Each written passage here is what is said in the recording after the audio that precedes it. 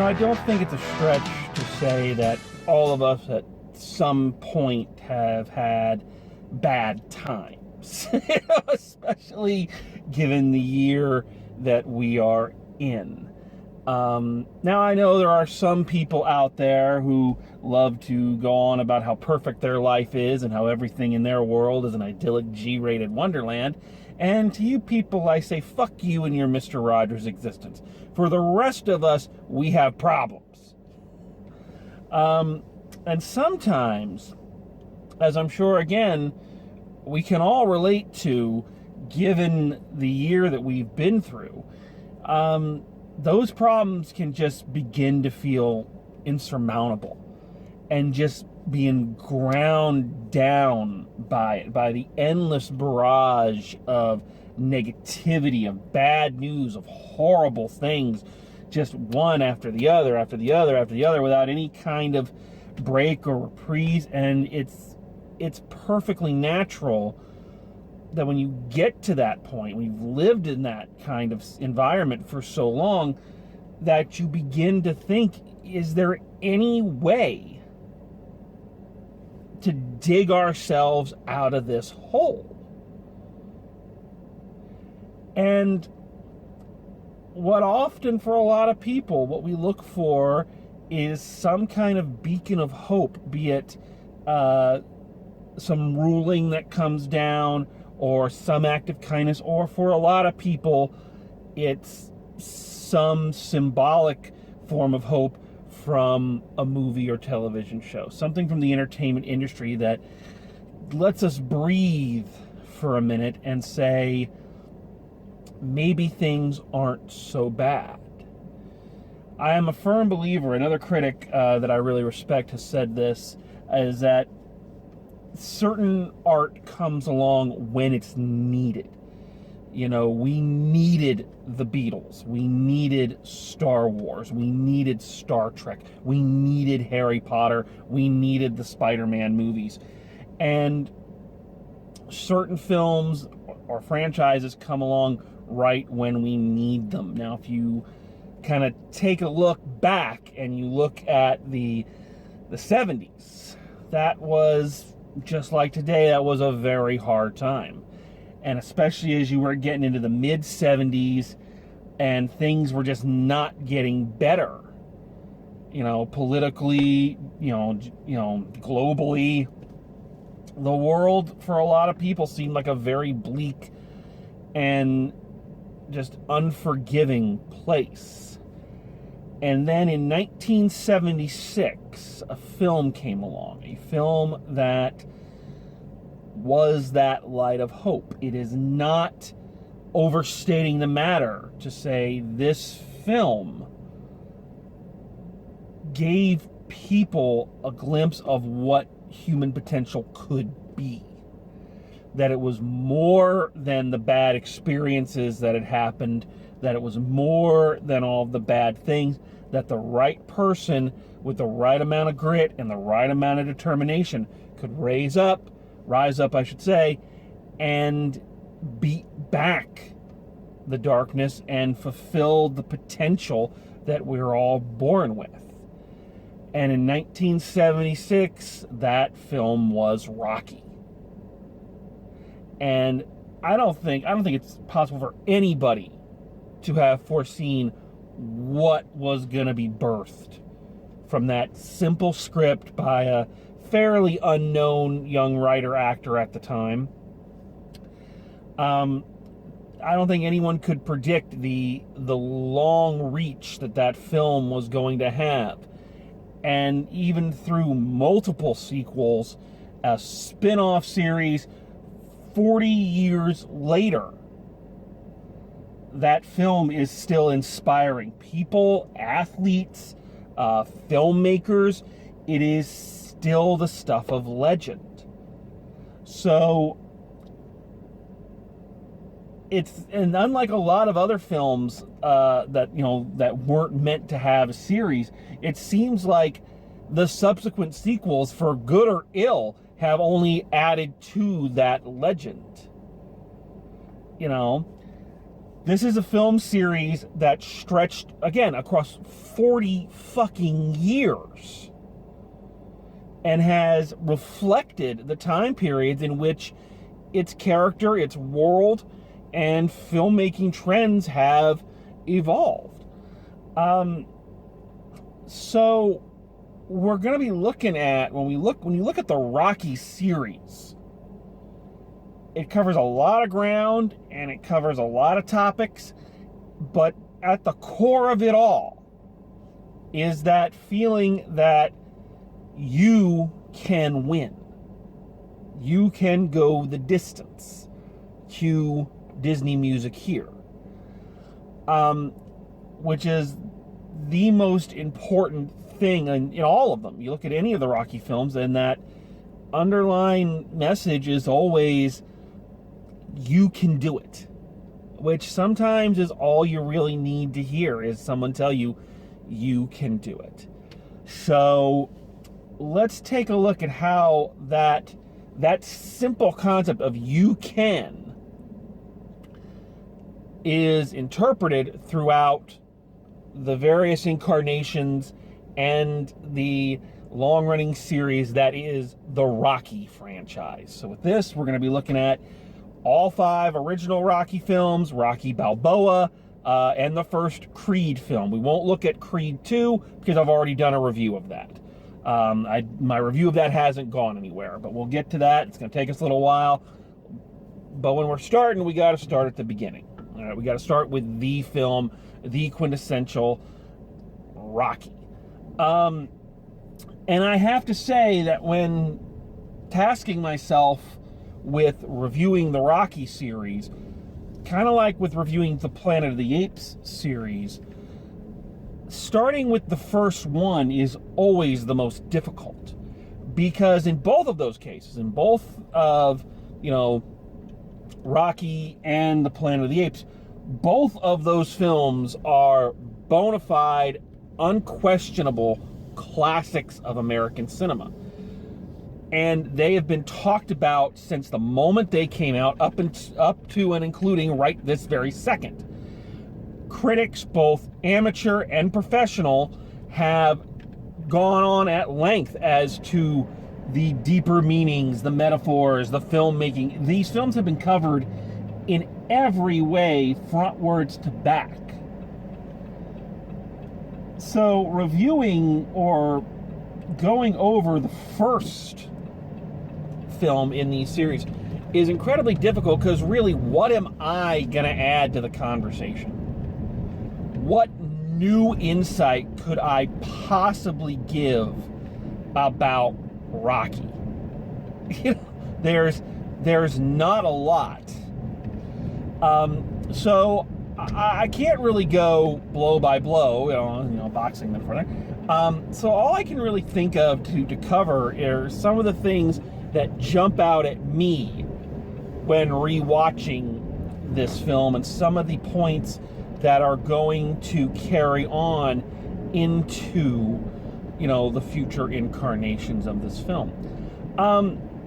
Let's talk about some of the obvious ones, some of the ones that have been discussed and rediscussed over and over and over again.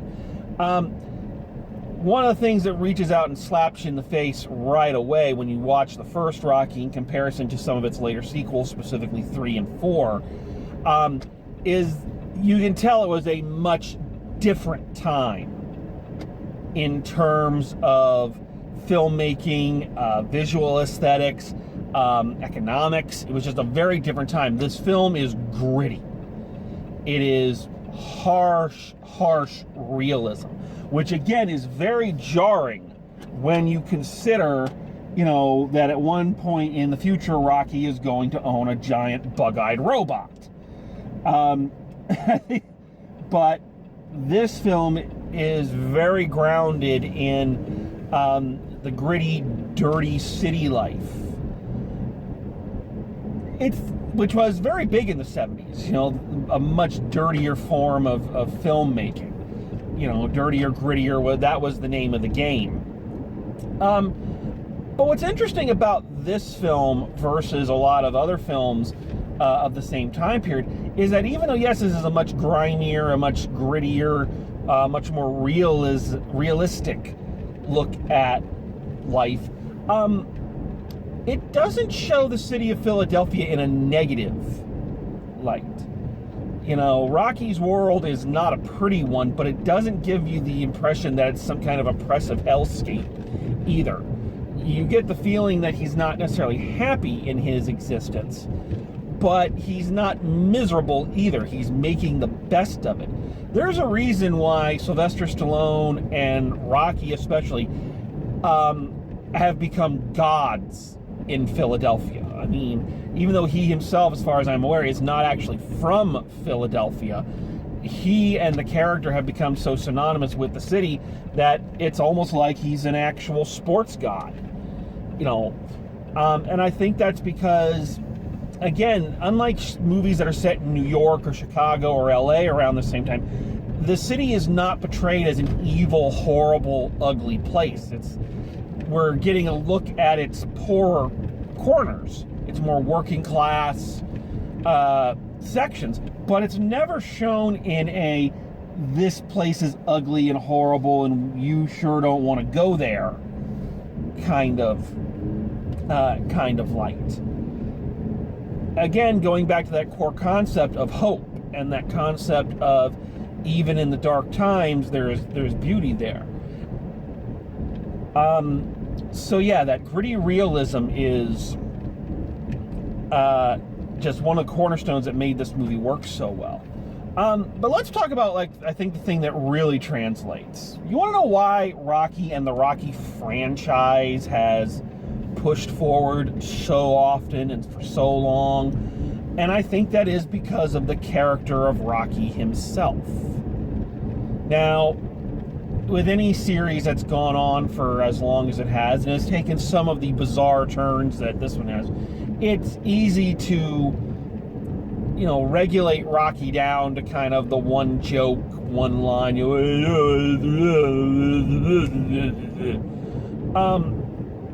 And I mentioned this when I reviewed Oscar. I think that is doing an extreme disservice to the character of Rocky and to the actor who created him, both on the page and on the stage. Rocky is an incredibly layered character, an incredibly fascinating character, and what I love about this movie is it takes a lot of time before the plot really kicks in. Like the first 20-30 minutes of this movie is just basically following Rocky throughout his day. You know, what his day-to-day life really looks like. And this serves for two purposes. One, to kind of give us that, again, that view of what his life is versus what it could be. You know, he's a hired muscle for a loan shark. You know, he's boxing in dirty clubs, fighting nobodies. You know, apparently he had all this potential, but he's never really tapped into it. You know, so we get that, but I think there's another thing that's going on in that early chunk of the movie that carries through this film and into all of the subsequent films, and that is Rocky is a really good guy. He's not perfect, but he's a good person, which is an interesting juxtaposition with such a violent sport as boxing. You know, that he himself in his day-to-day life is actually an incredibly gentle, funny, and caring person. You know, I say he works as hired muscle for a loan shark, but he doesn't want to hurt anybody. You know, he's told to go break a guy's thumbs, and he doesn't do it. You know, the fact that the girl that he wants to show his affection towards, that he wants to hit on, is a very plain girl working in a pet shop, as opposed to, you know, some hussy on a corner or something. He sees something in Adrian that he likes and he wants to pursue. There's an incredibly cute scene right at the beginning where he's, you know, in his apartment practicing the joke that he is going to tell Adrian that day when he goes to the pet shop. You know, he's trying it out. He's seeing how it works. You know, which is something a lot of insecure guys, and I'm sure insecure gals, do. You know, you practice what you're going to say. And all of this works to make him very relatable. Not just sympathetic that we want to see him succeed, but relatable. And I think that's one of the things that really tapped into the zeitgeist at the time, was that even though not all of us can be boxers or great athletes, I think most people can associate themselves with some of the finer points of Rocky's personality. And these are things that are going to get blown up, maybe overlooked and overshadowed as the sequels kind of pour on. But here in the beginning, what we're introduced to and what is going to be our guiding point is Rocky is a good person. And a person that we as the audience can not only sympathize with, but relate to. I also noticed, or someone pointed out to me as we were kind of watching it, there's interesting acting going on in the physicality of the movie, which is something you don't really pay attention to a lot. And if you watch the opening fight, there's only 2 fights in this, whereas future Rocky films would have 2 or 3 fights in them. There's only 2 here. There's the one at the very beginning where he's in the club, and then there's the one at the very end where he's fighting Apollo Creed. And in that opening fight, it's very kind of wild. His physicality is a lot of quick punches, a lot, it's more instinctual than it is a game plan, And then you watch the end, and you watch the final fight with Apollo Creed, and you can see there's more finesse there. He's learned. The training he's done with Mickey has really, made him a better fighter and helped him reach his full potential. Now, again, future incarnations, it's going to be all about the montage. We love a Rocky movie with a montage. Rocky has some of the best montages of all time. But we're not really seeing what's going on, I think, as well as this film. Those films are a lot less subtle. This one's very subtle in it. Is that here he is, big swings, and then later on, here he is, much more, calculating and much more intelligent. I don't know quite what else to go into on this one. It's introduced characters that have become, legendary. Of course, Mickey, played by Burgess Meredith, who'd become kind of the archetype for every grizzled old coach to ever from that point on. You have, of course, Adrian, played by Talia Shine, who always gets kind of the short end of the stick in these films, I think. But I like the evolution of her in this movie, going from a very shy, bookish, the big glasses, the hat, to a much more, not glamorous, not a Hollywood beautiful kind of thing, but, she's more confident in herself through her interactions with Rocky. Probably the most problematic character is Paulie, played by Burt Young, who in later incarnations is going to become kind of this gruff, bumbling teddy bear, kind of character. But here he is a really abusive and really horrible person. He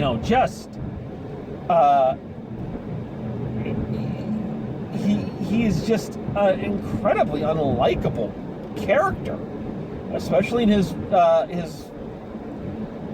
relationship to Adrian. Just what a scummy human being he is. And again, later he's gonna kind of change. We're gonna kind of forget about that, not really cover it, and go into, isn't he kind of the goofy guy?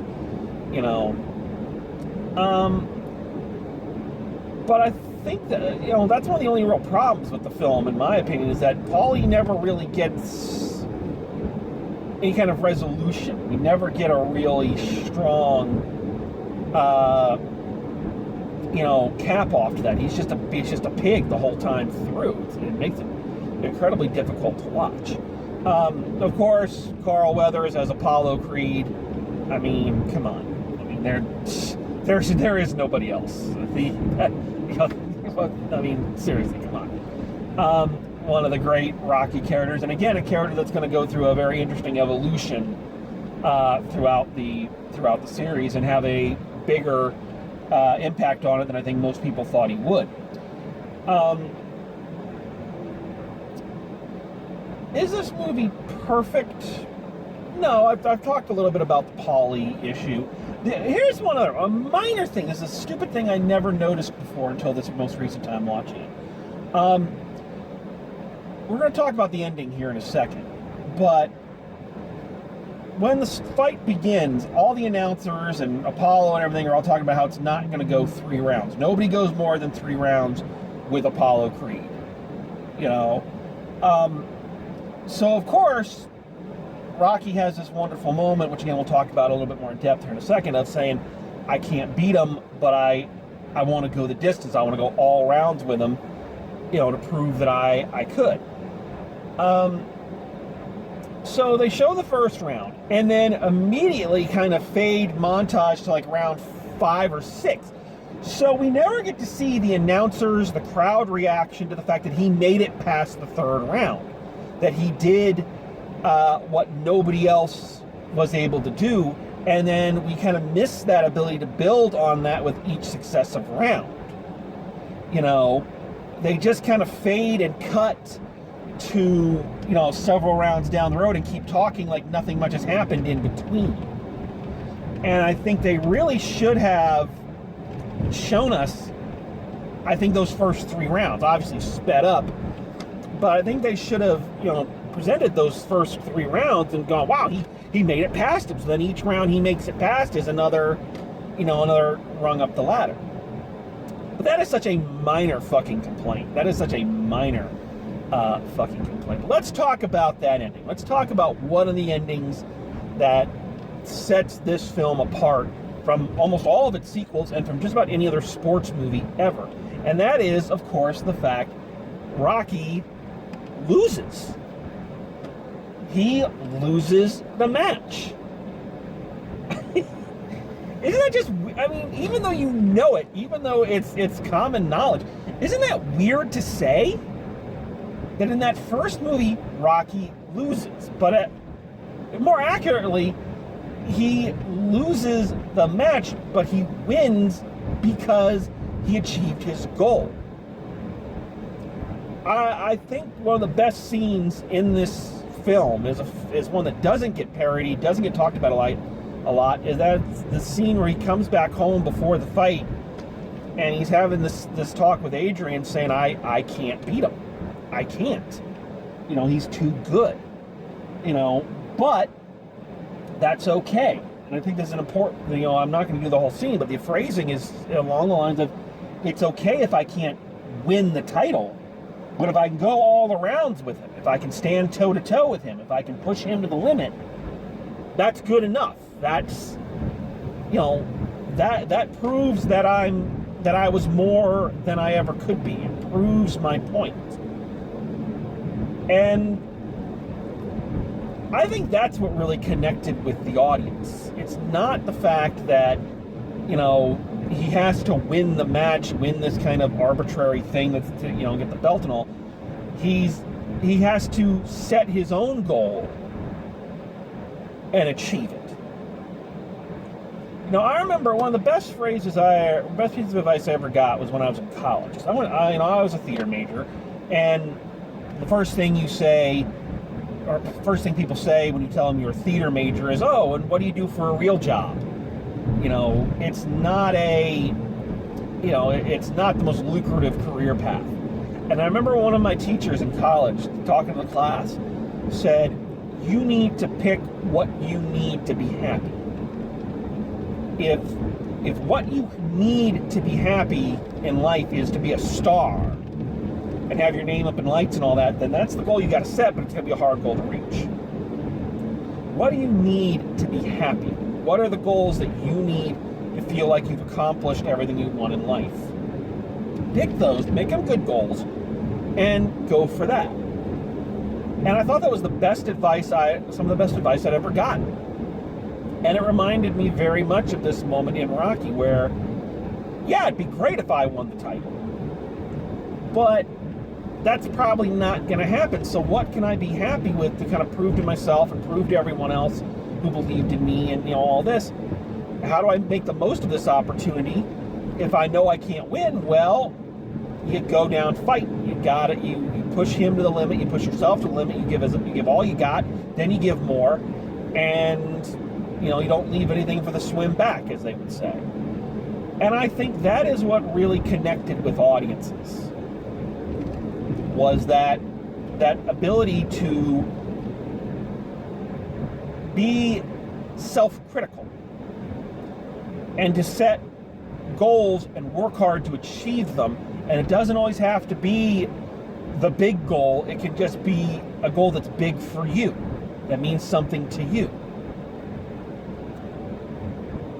I mean, you can tell that by the way the final few minutes are directed. The fact that Apollo Creed wins the match is given very quietly in the background while this triumphant music plays, and we see Rocky and Adrian hugging. So, really, if you're layering things, it's Rocky, Adrian hugging, the triumphant music, the da da da da da da da da da da da, and then on the third level is, and the winner and still champion of the world, Apollo Creed. That's really clever directing and really clever layering of sound to show just how important winning the actual match is to the overall story. Really, if you're listening to it, it's very easy to miss. So yeah, again, there's not a lot to really I can add to Rocky. I'm sure everything I've said, someone else has said better and more eloquently and with better special effects. But it is, at its core, it's more than a sports movie. It's a feel-good movie. It is a movie that makes you feel like you can accomplish a goal. You can do what you need to do. And all you need to do it is determination and the desire to do it. And also the ability to make really kick-ass montages, because believe me, if I could, this film always gets me ready to work out, but then I realize it's a lot harder to do that than it is to, play catchy music under my workouts and just show the highlights until I'm really buff. I've never been really buff in my life. But you leave the theater happy.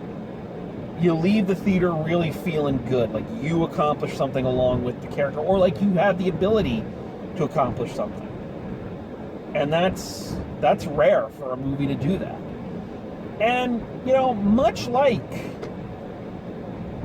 like Peter Parker and Spider-Man, that's where the Rocky story was meant to end. When I say like Peter Parker, you realize that the very first Spider-Man story ends with him figuring out that the burglar he let go is the same guy who killed Uncle Ben. There was never meant to be a Spider-Man after that. That was supposed to be the definitive Spider-Man story. Just like Rocky losing the title or losing that match was supposed to be the definitive point of the Rocky series. That was supposed to be it. That's the one and only Rocky story. He went the distance, cue Michael Bolton, and that's all you really need. But, as we've discovered, as anybody who's been to the movies will discover, if an idea is good, and an idea makes money, odds are at some point, somebody is going to want a sequel. So, you once again ask yourself the question, where do you go once you've told the definitive story? Well, every match needs a rematch, and that would be the fate for Rocky and Apollo Creed when you look at Rocky 2. These films don't have cute subtitles that I can use to try to lead into the next video. I'm really mad at that. So anyway, so next time we will take a look at Rocky 2. So thanks for joining me. Until next time, drive safe, and I will see you at the movies, and yo, Adrian!